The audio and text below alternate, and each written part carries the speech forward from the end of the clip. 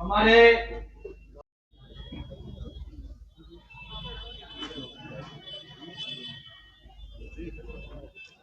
वो भी जोर से नारा देंगे, इंडियन नेशनल कांग्रेस हमारी रियासत।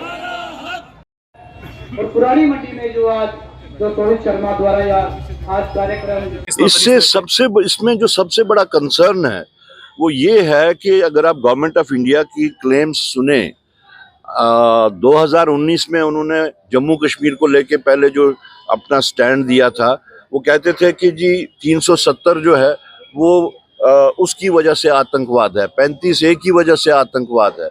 न 370 रहा न 35A रहा। उससे पहले तो आतंकवाद जम्मू कश्मीर में सिर्फ कश्मीर के जिला में, ये सूबा में थी। उसके बाद ही वो जम्मू में भी आया। और हम बार बार कह रहे थे कि जिस तरीके से यहाँ पे एक्सपेरिमेंट्स हो रहे हैं, मिस हैंडलिंग हो रही है, लोगों को बेवकूफ़ बनाया जा रहा है, गलत बयानी की जा रही है, इसके असरात जो हैं बाकी जगहों पे भी निकलेंगे। और आज जो चाहे वो नौगाम का हो, चाहे वो दिल्ली का हो, ये गवर्नमेंट ऑफ इंडिया और ये आतंकवाद को हमने ख़त्म कर दिया है। तो ये आतंकवाद कहाँ से आ रहा है? हमें याद है जब मोदी जी चीफ मिनिस्टर गुजरात के हुआ करते थे तो वो निशाना साधते थे प्राइम मिनिस्टर ऑफ इंडिया पे, ये कहते हुए, ये पूछते हुए, ये सवाल करते हुए कि आतंकवाद कहाँ से आ रहा है।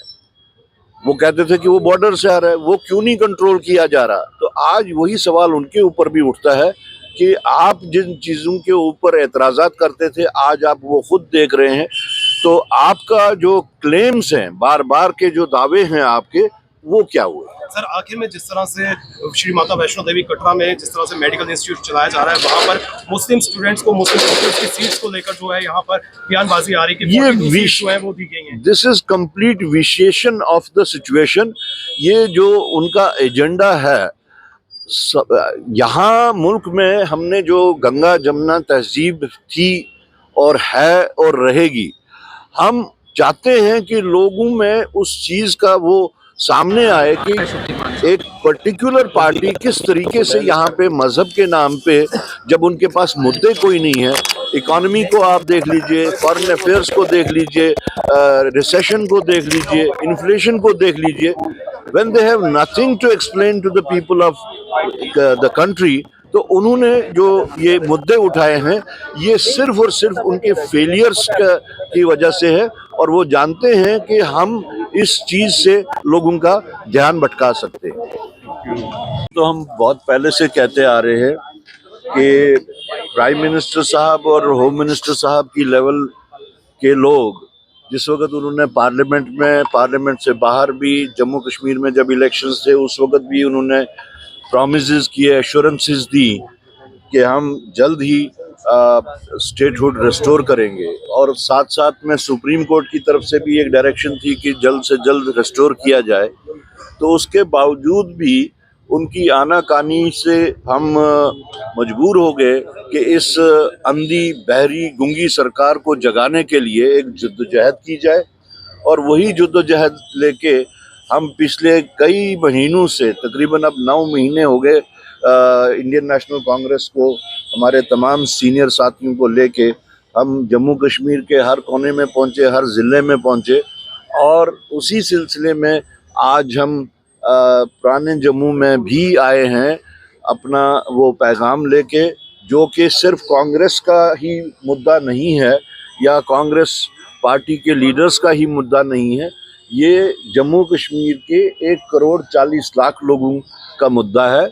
और स्टेटहुड सिर्फ कांग्रेस के वास्ते ही हासिल नहीं होगा, ये जम्मू कश्मीर के तमाम 1 करोड़ 40 लाख लोगों को बिला लिहाज मजहब व मिल्लत, बिला लिहाज पार्टी वाबस्तगी, बिला लिहाज इलाकाई वाबस्तगी, ये जद्दोजहद हम कर रहे हैं। सर, बिहार के नतीजे सामने आए, नगरोटा में जिस तरह से यहाँ पर नतीजे सामने आए, तो कांग्रेस कहाँ देख रही है अपने आप को आने वाले समय में? कांग्रेस अपने आप को लोगों के दिलों में देख रही है।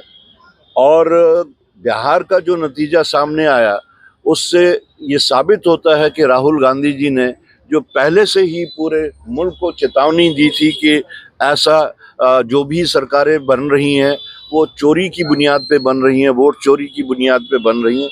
और ख़ास तौर से कल जो chief election commissioner of India ने खुद से जो बयान दिया, वो खुद से अब एक सरप्राइजिंग बयान है कि बिहार में 7 करोड़ 42 लाख टोटल वोटर्स हैं और वो कहते हैं कि 66% लोगों ने वोट डाले।